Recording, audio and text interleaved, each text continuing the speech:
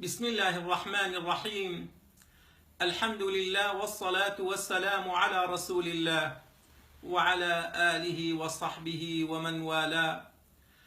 ببوني هاتنوي مانجي رمضان بيروز، مانجي بدر قدر قرآن وەک خستنەوەیەک بۆ خۆم و بۆ هاوڵاتیانی هەرێمی کوردستان چۆن بتوانین پێشوازی لەم مانگی ڕەمەزانە پیرۆزە بکەین بە جوانترین پێشوازی وەکو پێشینی ئەم ئوممەتە پێشوازیان لە مانگی ڕەمەزان کردووە. مرۆڤی موسڵمان لە هەموو ژیانیدا لە بواری ئابووری و کۆمەڵایەتی و خێزانی و سەرجەم بوارەکانی تردا پێویستی بە پلان و بەرنامەڕێژی هەبووە. بێگومان لە بواری عیبادەت و خواپەرستی لە هەموو بوارەکانی تر زیاتر پێویستی بەوە هەیە پلان و بەرنامەڕێژیەکی تۆکمە بکات. جا بەڕێزان، پێشەوەی بچینە نێو مانگی ڕەمەزانی پیرۆزەوە پێویستە پلان و بەرنامەڕێژیەکی نووسراومان هەبێ تا بە چاکترین شێواز پێشوازی لەم مانگە ڕەمەزانە بکەین و بیکەینە مانگی عیبادەت و خواپەرستی. با سەرەتا لە تەوبەیەکی ڕاستەقینەوە دەست پێ بکەین، تەوبە و ئیستیغفار بکەین، تەوبە لە هەموو گوناه و تاوان و هەڵە و کەم و کورتیە کە ئەنجاممان دابێت، بۆ ئەوەی بەدڵێکی خاوێنەوە پێشوازی لەم مانگە بکەین، بۆ ئەوەی بتوانین شەوان و ڕۆژانی ئەم مانگە بەرز ڕاگرین، ڕۆژانی بە عیبادەت و خواپەرستی و شەوانی بە ذیکر و یادی خوای گەورە و تەراویح ببەینە سەر.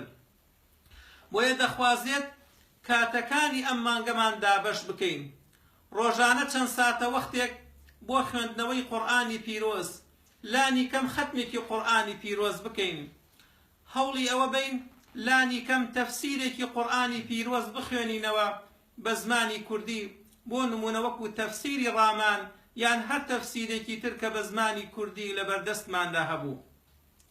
پێویستە بەرنامەڕێژیەکمان هەبێ بۆ ئەوەی ڕۆژانە چەند ساتێک تەرخان بکەین بۆ خوێندنەوەی کۆمەڵێک کتێبی بەسوود لە بواری عەقیدە یان لە بواری عیبادەت یان لە بواری ژیاننامەی پێغەمبەر عەلەیهی سەڵات وەسەلام یا هەر بوارێکی زانستی و شەرعی تر. پێویستە لە بواری کۆمەڵایەتیدا پلان و بەرنامەیەکمان هەبێ ڕۆژانە سیلەی ڕەحم جێبەجێکەین، سەردانی خزمان و دۆستانمان بکەین ئەگەر بۆ 15 خولەکیش بێت، بە تایبەتی لەگەڵ ئەو کەسانەی کە ساردی یان گرفتێکمان هەیە.